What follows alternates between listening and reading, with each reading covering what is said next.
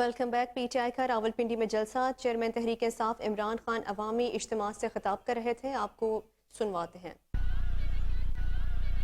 पहले तो मैं आप सबसे माजरत चाहता हूं कि आपको इतनी देर इंतजार करवानी पड़ी। उसकी वजह थी कि मुझे रास्ते से, सड़कों से काफलों के पैगाम आ रहे थे कि अभी हम सड़कों पे फंसे हुए हैं, तो अपनी तकरीर जल्दी ना करना। तो मैं आपसे इसलिए माजरत चाहता हूं कि अभी भी कई लोग सड़कों के ऊपर फंसे हुए हैं और दूर से आए हैं कई, तो उसके लिए मैं माजरत चाहता हूं कि हमें आपको इंतजार करवानी पड़ी।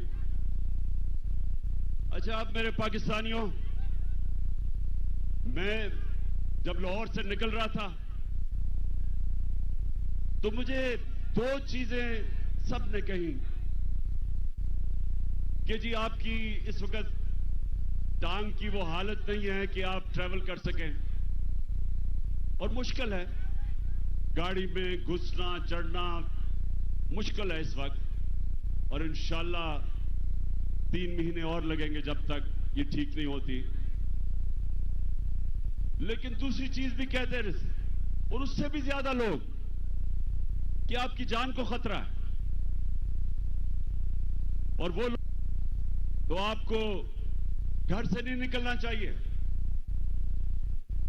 पहली चीज कि इसमें कोई शक नहीं कि इस टांग के साथ सफर करना बड़ा मुश्किल था, लेकिन मैं इस दूसरी चीज पे खास तौर पे आज अपने नौजवानों को यह बताना चाहता हूं। देखें, मैंने मौत अब बड़े करीब से देखी। जब मेरी टांग पे गोलियां लगी और मैं गिर रहा था, तो जैसे ही गिर रहा था मेरे इधर से गोलियां निकली ऊपर, सर के ऊपर से। अगर गिरता ना तो वो लग जाती, लेकिन मैं जो अपनी कौम को, अपने नौजवानों को आज पैगाम देना चाहता हूं, देखें, अपने ईमान को मजबूत करें। ला इलाहा इल्लल्लाह का मतलब समझें। कोई नहीं है खुदा अल्लाह के सिवा, और जब आप दावा करते हैं कि मैं अल्लाह तेरे अलावा किसी के सामने नहीं झुकूंगा, तो आप जो अल्लाह ने आपको मेरे नबी सल्लल्लाहु अलैहि वसल्लम के जरिए अपना पैगाम भेजा कुरान में, तो उसमें वाज़े उसने लिखा हुआ है कि जब तक अल्लाह की मर्जी नहीं होगी तुम इस जमीन से नहीं जाओगे, और जब उसका फैसला हो गया तो जितना मर्जी एहतियात करो, डरो, छुपो, भागो, मौत से नहीं बच सकता इंसान। तो जब मैं गिरा तो उसी वक्त मुझे पता था कि अल्लाह ने मुझे बचाया। उस वक्त मुझे पता था कि अल्लाह का यह फैसला था कि मैंने नहीं अभी जाना। उसी वक्त अल्लाह का शुक्र किया मैंने। और यह अल्लाह का शान देखें कि 12 लोगों को गोलियां लगी, कंटेनर के ऊपर 12 लोगों को गोलियां लगी। ये फैसल को भी, मैं बल्कि इसको देख रहा था, इसके मुंह से खून गिर रहा था, गाल से।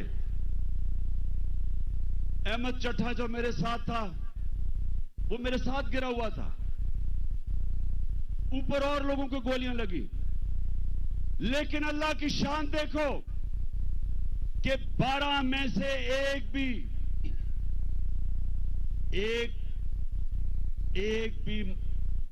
अल्लाह को प्यारा नहीं हुआ, सब बच गए।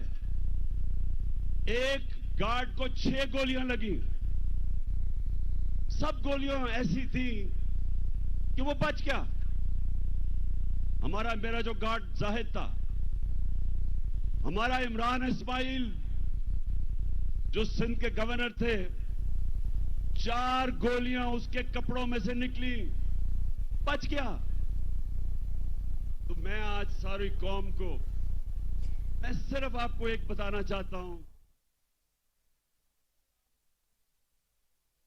पीटीआई का रावलपिंडी में जलसा, चेयरमैन तहरीक इंसाफ इमरान खान अवामी इज्तिमा से खिताब कर रहे थे। उनका कहना था कि जिन्होंने मुझे कत्ल करने की कोशिश की वो अभी भी ओहदों पर बैठे हुए हैं। इमरान खान का कहना था कि मुझे कहा गया कि ये फिर से वारदात करेंगे, मेरी जान को खतरा है। उन्होंने कहा कि वाकई इस हालत में सफ़र करना मेरे लिए बहुत मुश्किल है।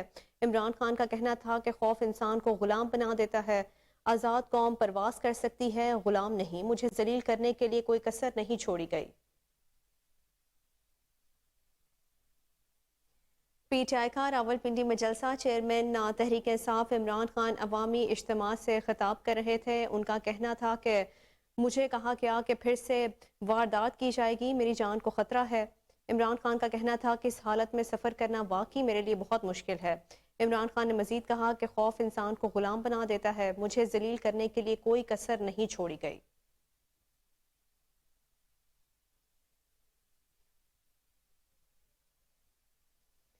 आपको बताएं, पीटीआई का रावलपिंडी में जलसा, चेयरमैन तहरीक इंसाफ इमरान खान अवामी इज्तिमा से खिताब कर रहे थे। उनका कहना था कि जिन्होंने मुझे कत्ल करने की कोशिश की वो अभी भी ओहदों पर बैठे हुए हैं। इमरान खान का कहना था कि मुझे कहा गया कि ये फिर से वारदात करेंगे, मेरी जान को खतरा है।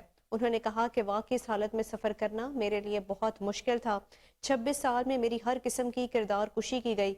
मदीना की रियासत में पहली चीज़ अदल इंसाफ और कानून की हुक्मरानी थी।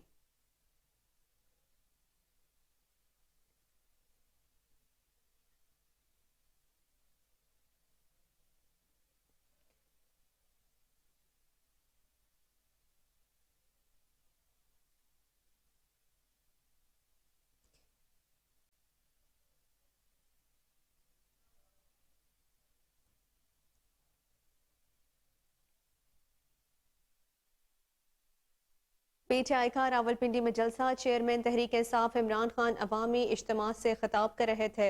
उनका कहना था कि मेरे लिए बहुत मुश्किल था इस हालत में सफ़र करना। लेकिन मैं जो अपनी कौम को, अपने नौजवानों को, खौफ जो इंसान के ऊपर तारी होता है, बड़े इंसान को एक छोटा सा इंसान बना देता है। खौफ एक कौम को गुलाम बना देती है। ये जो मरने का डर है, मुसलमानों की तारीख में जो सबसे बड़ा सानिया हुआ, हजरत इमाम हुसैन का करबला में, तो कूफा के लोगों को पता था कि हजरत इमाम हुसैन राय हक पे खड़े हैं, लेकिन यजीद का खौफ था, उसके जुल्म का खौफ था, नहीं मदद करने के लिए आए। और मुसलमानों की तारीख का सबसे बड़ा ट्रेजेडी सानिया हुआ। और ये जो खौफ है, ये इंसानों को गुलाम बनाता है। जिल्लत का खौफ कि जी मुझे जलील कर देंगे। मुझे पिछले 7 महीने में, बल्कि मेरे 26 साल की सियासत में कितनी इन्होंने कोशिश की मुझे जलील करने की, हर किस्म की किरदार की, कोई मौका नहीं छोड़ा कि किसी तरह इमरान खान को हम जलील करें, क्योंकि ये हमें चोर कहता है। और आज आप सब सामने, मेरे सामने इस तादाद में पब्लिक, कितने वजीर आजम आए हैं और गए, किसके लिए कौम निकली ऐसे जो आज आप मेरे लिए निकले हैं? इससे क्या साबित होता है कि इज्जत अल्लाह के हाथ में है, कोई आपको जलील नहीं कर सकता। और खास तौर पे तीसरी चीज जो रिस्क,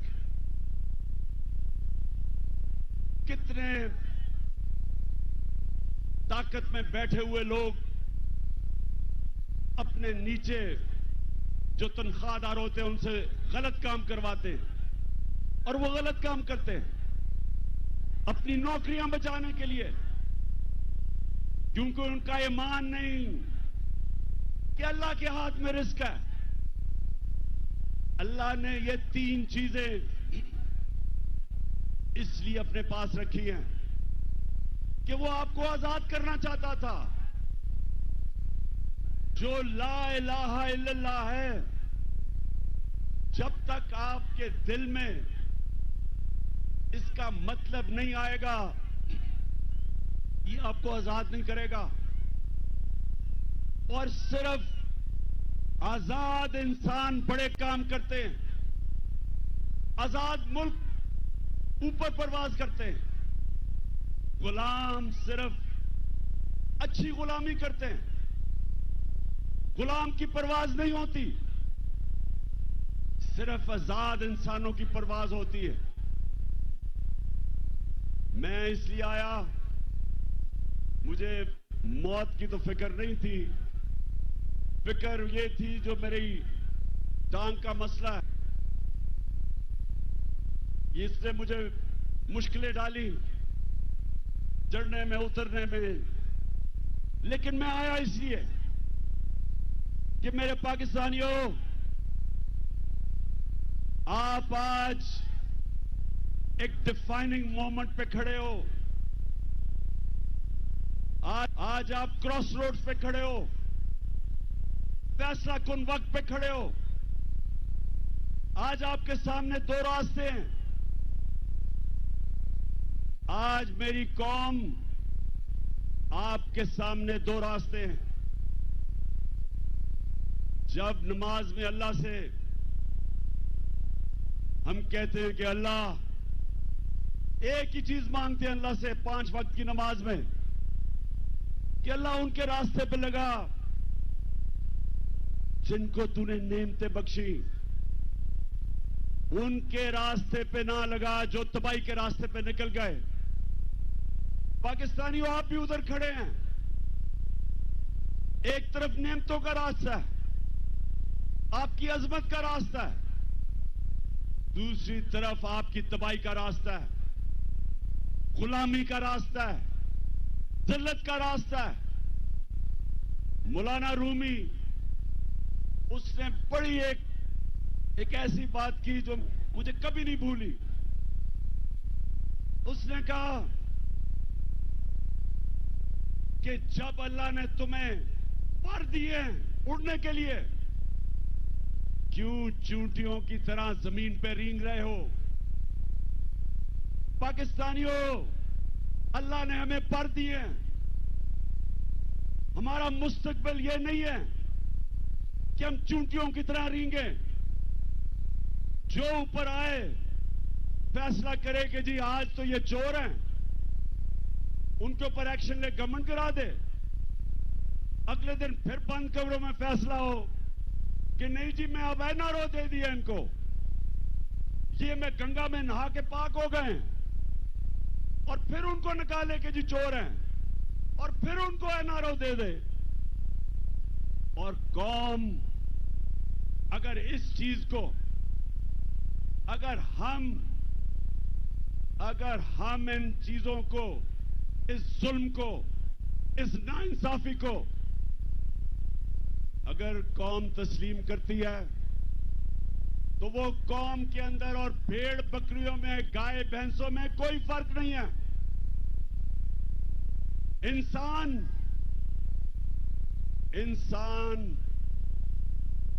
इंसाफ मांगता है। इंसानी माशरे में और जानवरों के माशरे में फर्क ही एक है। इंसानों के माशरे में इंसाफ होता है, जानवरों के माशरे में ताकतवर की हुक्मरानी होती है।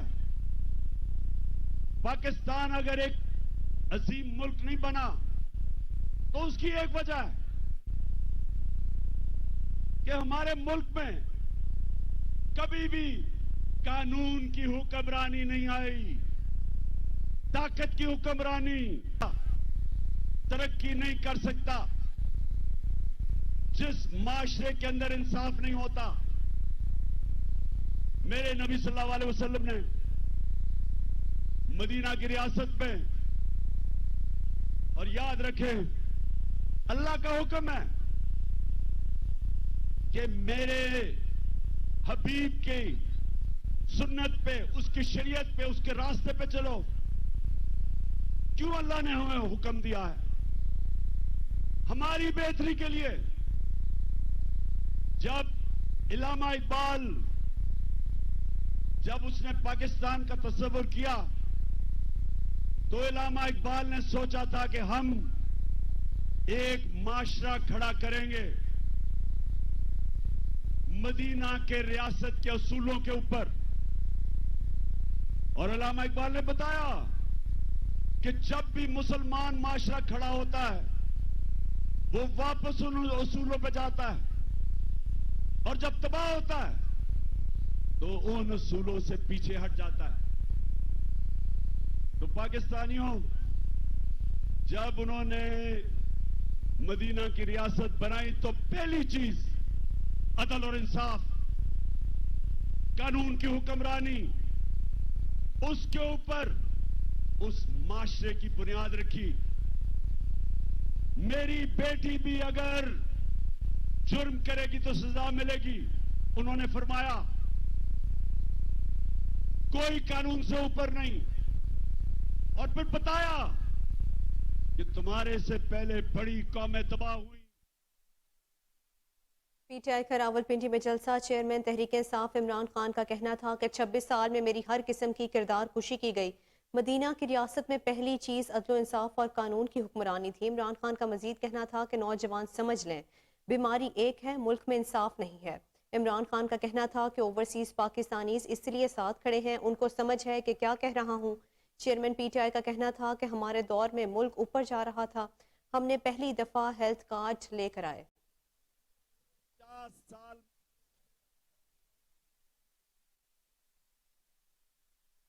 और जो सीपीआई है वो 27%, हमारे दौर में 12% थी। और फिर पेट्रोल, आटा, घी, दाल, बिजली, सबकी 100% कीमत बढ़ चुकी है। महंगाई जो आज आम आदमी को सबसे ज्यादा तकलीफ दे रही है, वो सबसे ज्यादा 50 साल में इनके दौर में बढ़ी है। रुपया 178 रुपया था, डॉलर जब अदम एतमाद हुआ आज 240 रुपए। आज ये जरा सुनते जाएं कि जिन्होंने ये मुल्क में ये चोरों को लेके आए, इन्होंने किया क्या है पाकिस्तान से। मैं सिर्फ इसलिए कह रहा हूं कि ये तारीख याद रखे कि ये जो हुआ है हमारे मुल्क से। इन्होंने जो ज़राअत तेजी से बढ़ रही थी, ज़राअत के अंदर गन्ना 9% कम, चावल 40% कम हुए हैं, कपास 25% कम, और इस वक्त जो हमारी बेरोजगारी है वो 22.5% बढ़ चुकी है। फिर जो सबसे खौफनाक चीज कि आज जो बाहर की दुनिया है उसके मुताबिक पाकिस्तान अपने कर्जे क्या वापस कर सकता है, उसकी रिस्क क्या है, आज 100% से ज्यादा बढ़ गई है। जब हम गए थे तो 5% थी। तो आज बैरूनी दुनिया ने, मार्केट्स ने पाकिस्तान के ऊपर अदम एतमाद किया। 88% पाकिस्तान के जो इन्वेस्टर हैं वो समझते हैं कि हुकूमत के ऊपर उनको कोई एतमाद नहीं। तो मैं फिर से पूछता हूं कि माइशत नीचे, हमारी जमहूरियत, ऑपोजिशन ही खत्म हो गई। जो हमारा लोटा था वो ऑपोजिशन लीडर बन गया, वो नून के टिकट पे लड़ेगा, तो असेंबली भी खत्म। हमारे मुल्क के अंदर जो इदारे हैं FIA के ऊपर इन्होंने अपना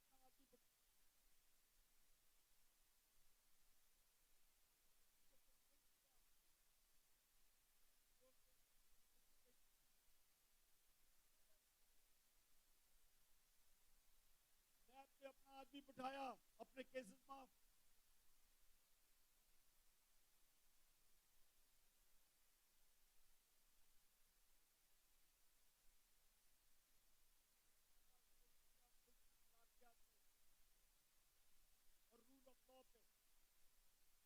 कि इन्होंने आते साथ ही अपने सारे केसेस करवाने शुरू कर दिए। तो मुल्क में क्या पैगाम दिया कि जो जेल में लोग भरे हुए हैं उनकी सिर्फ जुर्म यह है कि वो गरीब हैं। ताकतवर सारे बड़े बड़े डाकू बचते जा रहे हैं। मुझे यह बताएं कि उस मुल्क का अब क्या मुस्तकबिल होगा। मैंने जो आज आपको सबको यहां बुलाया, मेरा मकसद आपको यह समझाना है कि हम दो रास्ते पे खड़े हो गए हैं। हम अगर अब चुप करके इस जुल्म और नाइंसाफी को तस्लीम करेंगे, आगे तबाही है। क्योंकि मेरे नबी सल्लल्लाहु अलैहि वसल्लम ने पहले कह दिया था कि जब ताकतवर को एक मुल्क का निजाम, इंसाफ का निजाम नहीं पकड़ता और सिर्फ कमजोरों को पकड़ता, तबाह हो जाता है वो मुल्क। तो तबाही के सामने ये देखें कि रूल ऑफ लॉ तो आज खत्म हो गया ना पाकिस्तान में, और फिर जो इखलाकियात का कल हुआ, अमर बिल मारूफ, हुक्म है अल्लाह का कि अच्छाई के साथ खड़े और बुराई के खिलाफ, तो आज अमर बिल मारूफ तो इन्होंने खत्म कर दिया, बुरों को ऊपर आके बैठा दिया। तो मैंने आपके सामने सिर्फ ये चीजें इसलिए रखी कि आपको सबको अंदाजा हो कि एक हुकूमत जो चल रही थी, जिधर उम्मीद थी लोगों को, नौजवानों को, उस हुकूमत को हटा के इन चोरों के टोलों को ऊपर बैठा दिया। और उसके बाद इन्होंने क्या किया, इन्होंने हमारे ऊपर जिस तरह का जुल्म किया, 25 मई को हमारे सारे इंसानी हकूक, फंडामेंटल राइट्स, उसकी खिलाफ वर्जी की। लोगों के घरों में घुस घुस के ना औरतें देखी, ना बच्चे देखे, ना चादर, ना चारदीवारी, घुस के लोगों के घरों पे उठाया, मारा, धमकियां दी, कई जेल में 11 साल के बच्चे को पकड़ के जेल में ले गए। मैं अभी मिला मेजर साहब से, मेजर साजिद बुखारी को भी मुझे वो और उनका बेटा मिलने आया। कहता हमारे घर में 3 बजे एकदम बाहर से दरवाजा तोड़ने की कोशिश हुई, और कहता अंदर आने हमें धमकियां दी और अंदर कहते दरवाजा खोलो। उसने कहा मैंने उनको कहा है कि पहले वारंट दिखाओ, कौन हो तुम। उसके बीवी बच्चे थे, उसको क्या पता कि 3 बजे कौन आदमी आ रहा है, उससे क्या पता वो कौन था। और उसने अपने सेल्फ डिफेंस में जब फायर किया तो कहता इन्होंने मुझे और मेरे बेटे पे जो पुलिस में तशद्दुद किया, वो बेटा जिसका कसूर ही नहीं था, कहता मैंने तस्लीम किया कि मैंने गोली मारी है। उसके बावजूद 5 महीने मेरे बेटे को इन्होंने जेल में जो तशद्दुद किया, उससे जो जुल्म किया, वो कहता बेटा मुझे कहता मैं हमेशा के लिए बदल गया हूं। हमारी 70 साला पीटीआई की खातून उसको रात के 3 बजे उठा के जेल में ले गए। मैं सवाल पूछता हूं, जिनकी जिम्मेदारी है हमारे फंडामेंटल राइट्स की हिफाजत करना, सोए हुए थे, किसी ने कुछ नहीं किया। उसके बाद जो मजीद और जुल्म हुआ, जब एक खास आदमी इस्लामाबाद आया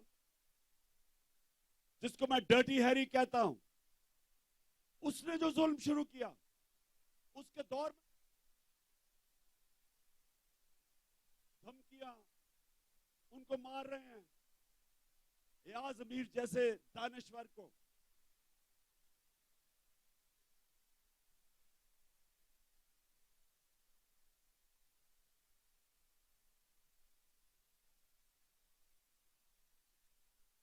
ये कभी पाकिस्तान में हमने ऐसा नहीं देखा। जुल्म किया, डराया धमकाया। कसूर उनका क्या था कि वो इमरान खान का मौकफ मीडिया के ऊपर लेके आ रहे थे।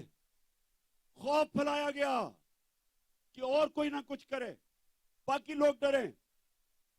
मीडिया हाउसेस बंद किए, उनको धमकियां दी। सोशल मीडिया के बच्चों को पकड़ा, उनको घर से उठा के ले जाते थे, मार फेंटा लगा के घर वापस ले आए। नदीम गुजरांवाला से मुझे नौजवान मिला, कहता मुझे घर से उठा के ले आए।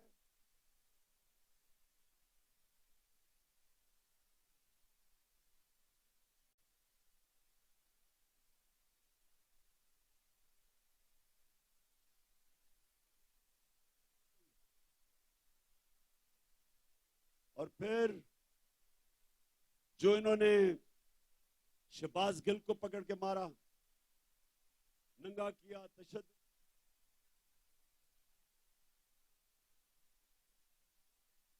जो उन्होंने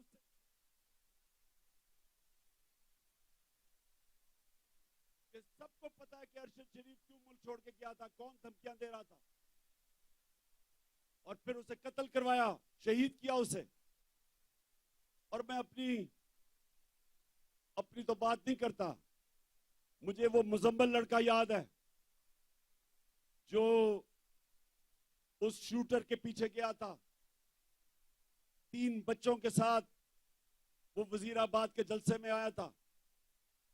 उसको जिस तरह कत्ल किया, उसको उस शूटर ने नहीं गोली मारी। मैं अब सबके सामने मौजम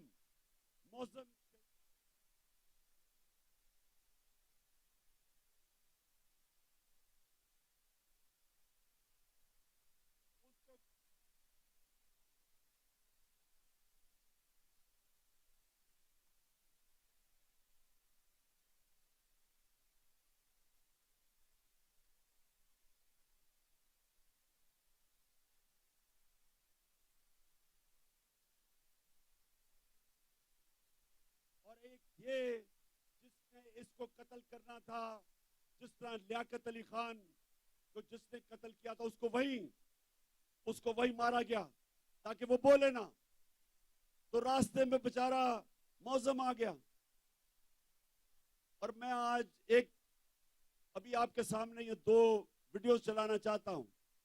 मैं चाहता हूं ये जरा गौर से देखें, क्योंकि मुझे पता था, मैं अब जो अपनी बात कर रहा हूं, मुझे पता था ये 3 लोगों ने प्रोग्राम बनाया मुझे मार।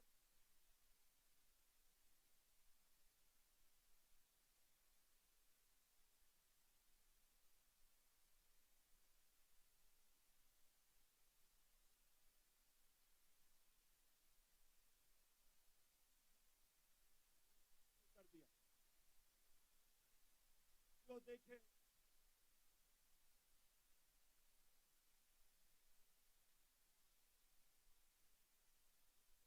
का वो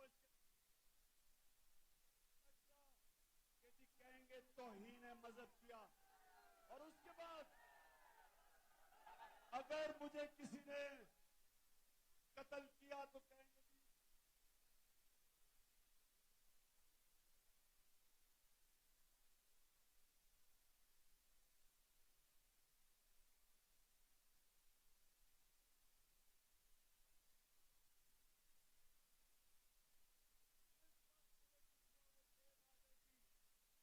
रिलीज होगी। और वो 4 लोगों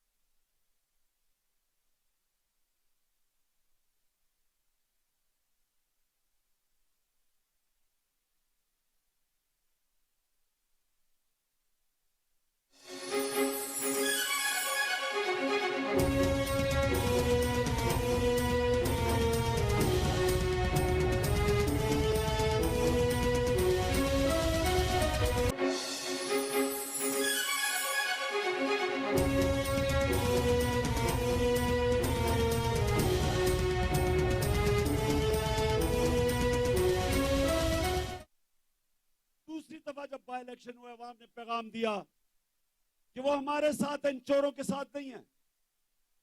लेकिन मुझे अफसोस से कहना पड़ता है, मुझे अफसोस से कहना पड़ता है कि हमारे इदारे क्यों नहीं पुरानी गलतियों से सीखते।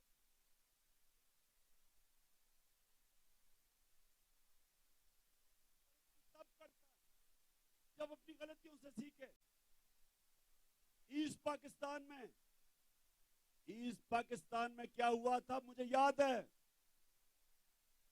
मैं वो आखिरी हमारा जहाज आया था ढाका से, हम मैच खेलने गए थे अंडर 19 का। उसके बाद मिलिट्री ऑपरेशन शुरू हो गया था। मुझे तो वो याद है कि ढाका में क्या तासुर था लोगों का। हमने उनसे इंसाफ नहीं किया। पाकिस्तान की सबसे बड़ी जमात से इंसाफ नहीं किया। हमने जोर से ताकत को इस्तेमाल करते हुए अपनी मनमानी की, मुल्क टूट गया।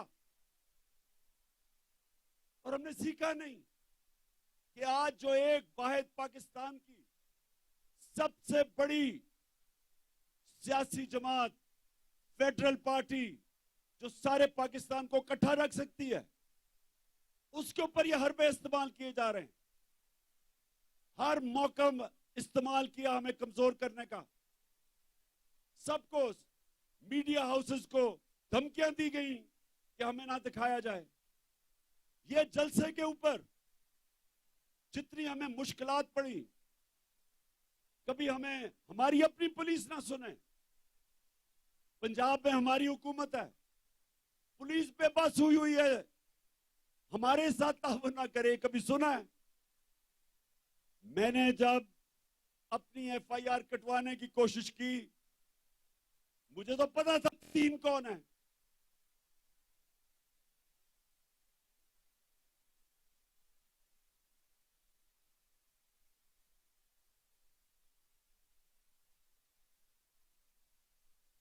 सबसे बड़ी पार्टी का सरबराह, मैं अपनी एफआईआर नहीं कटवा सका।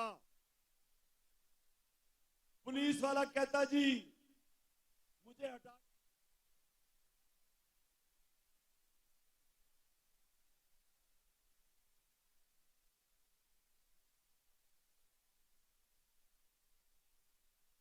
मेरी सुनने बात, जिसकी वजह से आज मैं आपके पास पहुंचा हूं।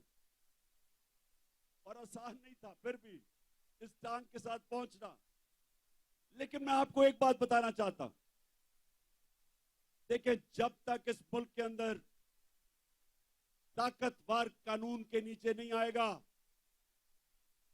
जब तक इदारे जो आईन ने उनको लिमिट्स दी हुई हैं, दायरा दिया हुआ है, उस दायरे के अंदर रह के काम नहीं करेंगे, जब तक इदारे अपनी जिम्मेदारियां नहीं पूरी करेंगे, और मैं सब इदारों की बात कर रहा हूं, मैं अपनी अदलिया की,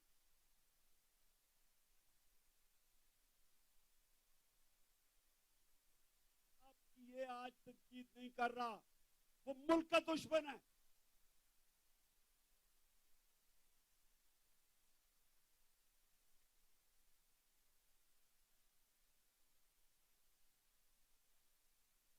मैं गुलामी बार बार कहता हूं कि गुलामी से बेहतर मौत है। और अगर आपकी फौज मजबूत नहीं होगी,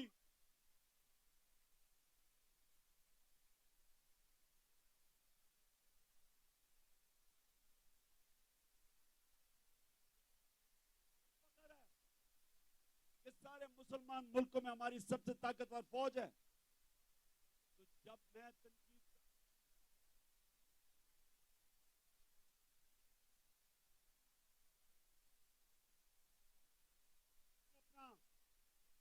मैंने वो नहीं हूं जो अपने कारोबार और हुकूमत का सीजन लगाने के लिए पाकिस्तान आ जाते हैं, या पैसा पूसा लूट के फिर बाहर भाग जाते हैं। सारा टब्बर बाहर बैठा हुआ है, अरबों अरबों रुपए की प्रॉपर्टीज में बैठा हुआ है। जब इनको मुश्किलें पड़ियां बाहर भाग जाते हैं। ये गैर मुल्की कब्जा ग्रुप है, ये सियासतदान नहीं है। मेरा जीना मरना इस मुल्क में है। मैं वो पाकिस्तानी हूं जो 20 साल बाहर रहा, क्रिकेट खेलने की वजह से बाहर अपना वक्त गुजारा। मेरा एक दफा कभी नहीं सोचा कि मेरा कोई घर है पाकिस्तान के अलावा। कभी मैंने तस्वीर नहीं किया था कि मैं कोई और पासपोर्ट ले लूं, क्योंकि मुझे हमेशा पता था कि ये मुल्क है जिधर मैं खुददारी से पहुंच सकता हूं। और मैं ये चाहता हूं कि ये मुल्क हकीकी तौर पे आजाद हो, ताकि अपने ये मुकाम पे पहुंचे। मैं अपने आखिरी खून के तप्पे कतरे तक इस मुल्क के लिए लड़ूंगा। पहुंचा फिर से तू अड़ जा, फिर से तू डट जा, फिर से वो बल्ला घुमा।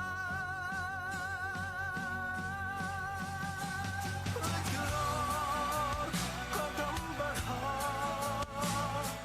फिर से वो लम्हा दोहरा, जब जीत के आया था, फिर से वतन को जिता। एक और कदम बढ़ा, फिर से वो लम्हा दोहरा, जब जीत के आया था, फिर से वतन को जिता। इंशाअल्लाह जब मुस्तकबिल में इंशाअल्लाह इस मुल्क की तारीख इस चीज की गवाही देगी कि इमरान खान अपने मुल्क के लिए आखिरी गेंद तक लड़ता रहा, आखिरी गेंद तक, आखिरी वक्त तक अपने मुल्क के लिए खड़ा रहा था। और मैं ये भी कहना चाहता हूं कि वो लोग, वो जिसने अपने अहसासों में बड़ा इजाफा किया और इंसानी हुकूक, पाकिस्तान की अवाम के हुकूक को रोंदा, पैरों के नीचे रोंदा, तारीख उसकी तरफ भी देख रही है। तारीख लिख रही है कि उसने मुल्क से क्या किया, क्या उसने इस मुल्क का फायदा कराया, नुकसान कराया, ये सारा तारीख लिख रही है। और मैं, मेरे पाकिस्तानियों, मैं फिर से आपको आखिर में अपनी बात अभी खत्म करने लगा हूं कि करना क्या आगे। मैं फिर से आखिर में एक चीज आपको कहना चाहता हूं कि गुलाम कौम का कोई मुस्तकबिल नहीं है और आजादी कोई प्लेट में रख के नहीं देता। आजादी के लिए लड़ना पड़ता है। जंजीरें गिर नहीं जाती, तोड़नी पड़ती हैं। आजादी कोई देता नहीं, छीननी पड़ती है। मैं अपनी कौम को आज कहता हूं कि आजाद आप कब होंगे? जब एक आम आदमी देहात में उसको ये थाना, कचहरी, पटवारी, इस मुसीबतों से वो निकले। जिस मुल्क के जब इंसाफ होगा तो थाना, कचहरी, पटवारी की सियासत खत्म हो जाएगी। जब इंसाफ होगा तो कब्जा ग्रुप खत्म हो जाएंगे। क्यों नहीं यूरोप में कब्जा ग्रुप? क्यों नहीं बर्तानिया में कब्जा ग्रुप? क्यों नहीं अमेरिका में? क्योंकि वहां कानून है। कानून कमजोर की हिफाजत करता है। यहां कमजोर को तो छोड़ो, मुल्क का जो वजीर आजम रह चुका वो एफआईआर नहीं कटवा सका, तो बेचारे आम आदमी की क्या हैसियत है जो आजम स्वाति से हुआ है।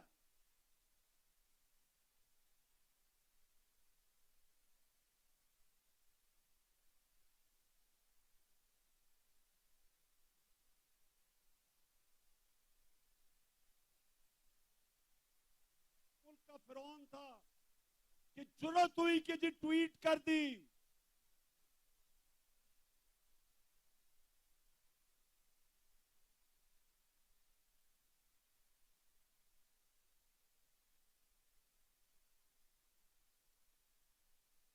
इंसाफ होता है। हजरत उमर के दौर में एक शहजादा मुसलमान होता है, खाना काबा का तवाफ हो रहा होता है, एक गुलाम का पैर शहजादे के कपड़े पे आ जाता है। शहजादा जोर से मारता है उस गुलाम को कि तुम्हारी जुर्रत। वो गुलाम चला जाता है हजरत उमर के पास। हजरत उमर उस शहजादे को बुलाते हैं, कहते तुमने इसको मारा था? शहजादा कहता है जी। हजरत उमर गुलाम को कहते हैं वापस इसको लगाओ मुंह पे, क्योंकि सबकी इज्जत एक बराबर है। गुलाम और शहजादे की एक इज्जत है। आज मगरिब में जाएं, बरतानिया में जाएं, आपको पता चलेगा कि जो मदीना के रियासत के असूलों के ऊपर दुनिया की अजीम रियासत खड़ी की थी मेरे नबी सल्लल्लाहु अलैहि वसल्लम ने, उन असूलों के ऊपर आज मगरिब में लोग चल रहे हैं।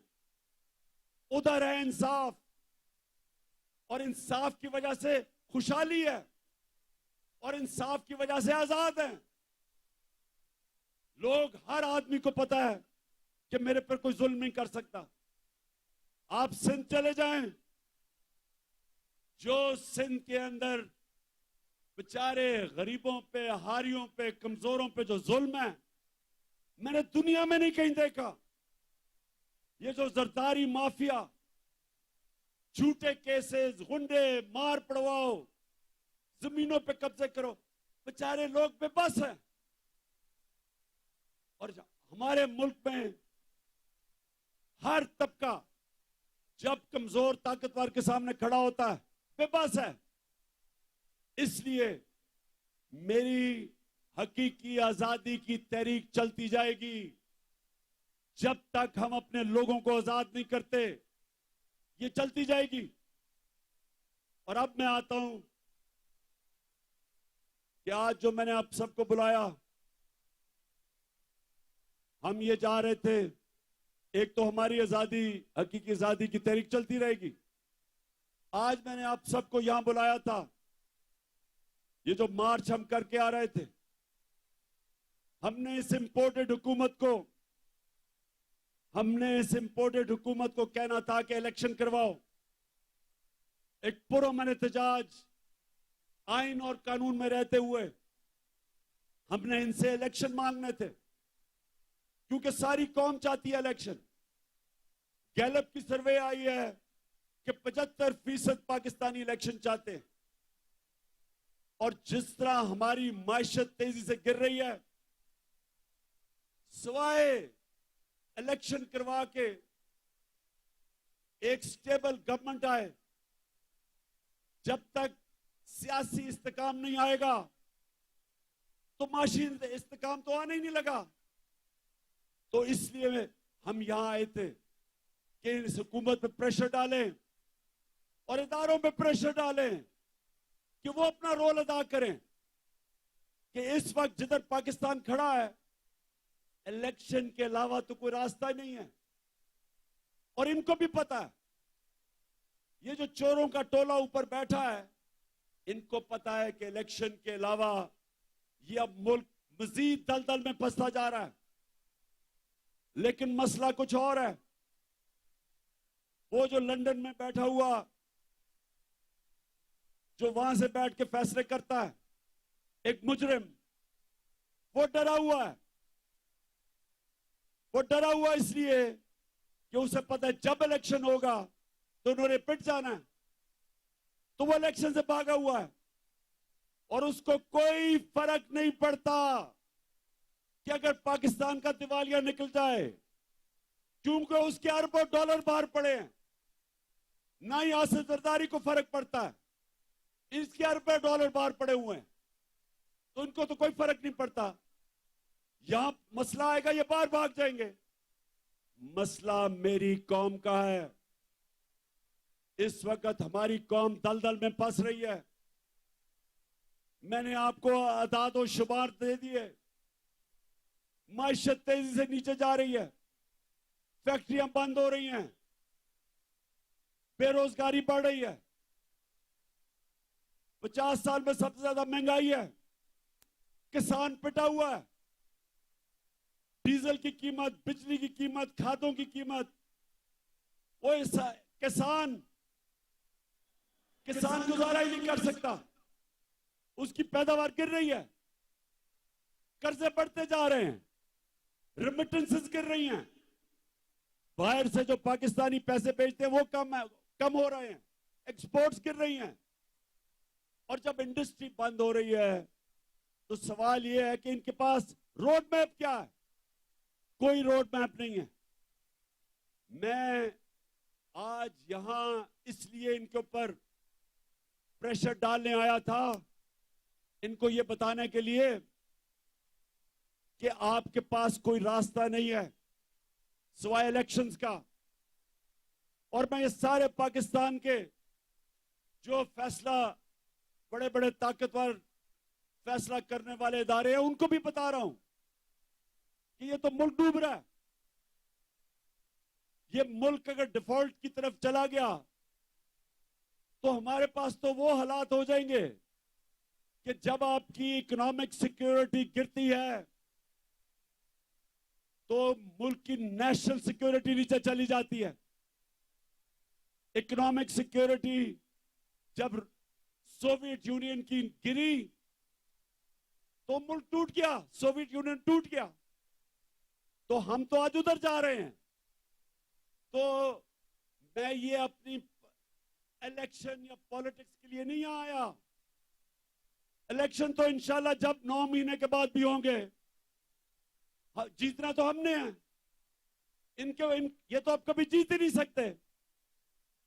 जीतना तो हमने है, लेकिन मुल्क की जरूरत आज इलेक्शन करवाना है, इसको बचाने के लिए। मैं आज फैसला किया था कि मैं अपनी कौम को क्या कहूंगा। क्या हम सीधा इस्लामाबाद निकल? इस्लामाबाद कभी भी जो अवाम का समुंदर है, लोग तो अभी भी सड़कों के ऊपर फंसे हुए हैं। एक हमने फैसला करना है इस्लामाबाद जाना, तो मैं आपको यकीन दिलाता हूं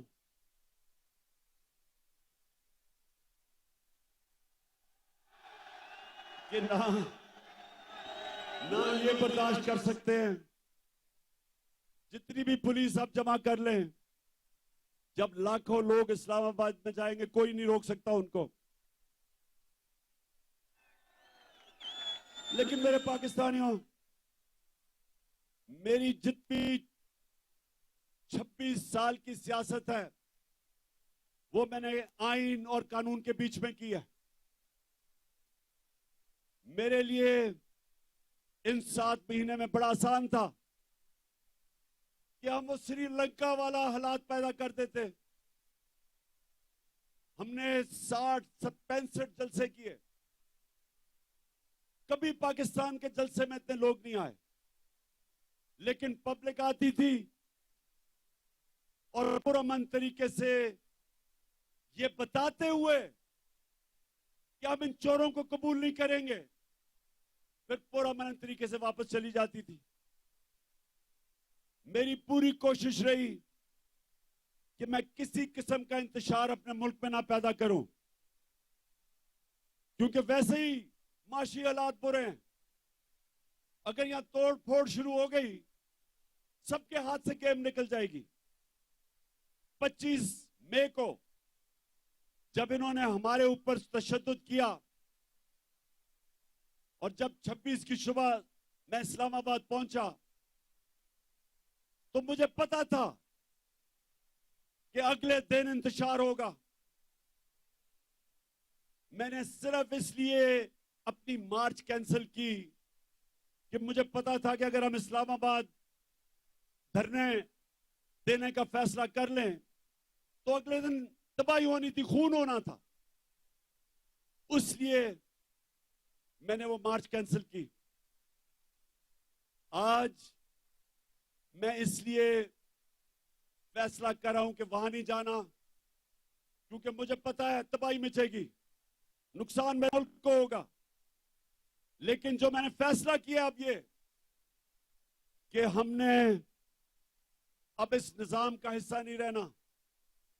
मैं अपनी सारी चीफ मिनिस्टर्स, अपनी पार्लियामेंट्री पार्टी से अब मिलूंगा और हमने फैसला किया है कि हम सारी असेंबलियों से निकलने लगे हैं।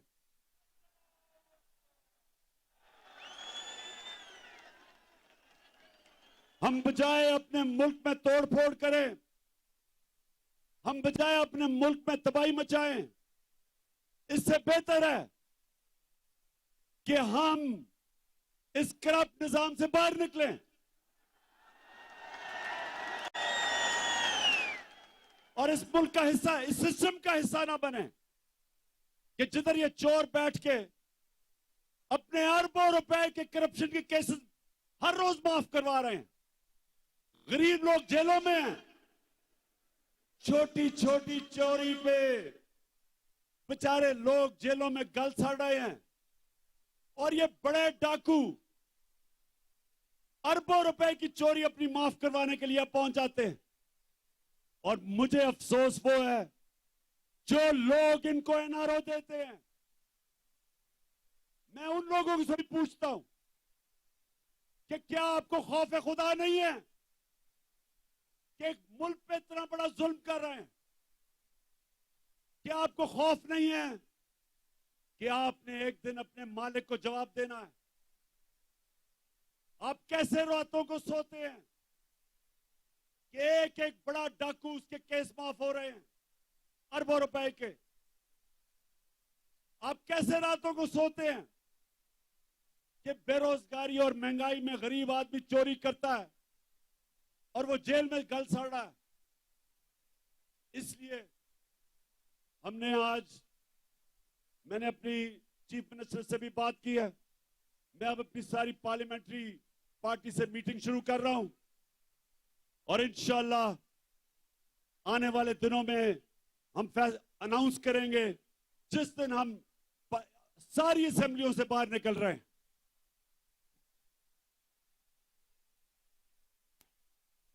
आखिर में मैं आप सबका शुक्रिया अदा करता हूं, जिस तादाद में आप यहां आए, जितनी मुश्किलों से आप आए, मैं आपका शुक्रिया अदा करता हूं। आपने मेरी हौसला अफजाई की, आपका शुक्रिया अदा करता हूं। और मैं आखिर में कभी ना भूलना, एक आपने आखिर में एक ओथ लेनी है, हल्फ लेना है, लेकिन ये भूलना ना कि आप एक अजीम कौम है, आपका एक अजीम मुकद्दर है। और इंशाअल्लाह ये मैं जद्दोजहद इसलिए कर रहा हूं कि मेरा ईमान है कि अल्लाह एक दिन हमारे मुल्क पे करम करेगा और वो तब करेगा जब ये कौम फैसला करेगी। जो कुरान में लिखा हुआ है कि मैं कभी किसी कौम की हालत नहीं बदलता जब तक वो कौम खुद अपनी हालत बदलने की कोशिश ना करे। और इंशाअल्लाह वो मेरी कौम तैयार है अपनी हालत बदलने के लिए। अब ये हल्फ ले। बिस्मिल्लाहिर्रहमानिर्रहीम। हाथ उठा ले, हाथ उठा ले, माइक दे दे बॉस को। हाथ उठा के इमरान खान साहब के साथ हम हल्फ उठाएंगे। मैं यहां से पढ़ूंगा, आपने रिपीट करना है। बिस्मिल्लाहिर्रहमानिर्रहीम। बिस्मिल्लाहिर्रहमानिर्रहीम। हम हल्फ उठाते हैं, हम हल्फ उठाते हैं कि हम पाकिस्तान के आइन की, कि हम पाकिस्तान के आइन की हमेशा पासदारी करेंगे, हमेशा पासदारी करेंगे। हम हकीकी आजादी, हम हकीकी आजादी के इस जिहाद में, इमरान खान के साथ इंशाअल्लाह मेरे साथ आखिर तक जदोजहद करेंगे, जदोजहद करेंगे कि हम कभी भी अल्लाह के सिवा किसी के सामने नहीं झुकेंगे। नहीं झुकेंगे। और हम और हम हर किस्म की कुर्बानी के लिए हर किस्म की कुर्बानी के लिए तैयार रहेंगे। तैयार रहेंगे। अल्लाह हम सबका अल्लाह हम सबका हामी और नासिर हो। हामी और नासिर हो। आमीन। पाकिस्तान। जलसा चेयरमैन तहरीक इंसाफ इमरान खान जलसे से खिताब कर रहे थे। उनका कहना था कि मेरी किरदार कुशी की गई क्योंकि मैं इन्हें चोर कहता था।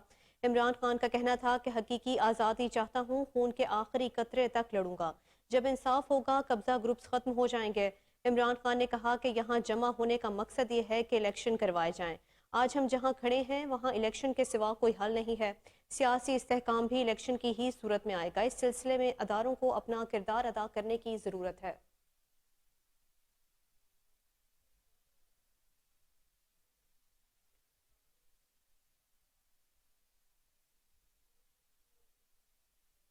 न्यूज़ स्टूडियो से फिलवक्त के लिए इतना ही। मज़ीद तफसीलात से बाखबर रहने के लिए देखते रहिए कोहिनूर न्यूज़।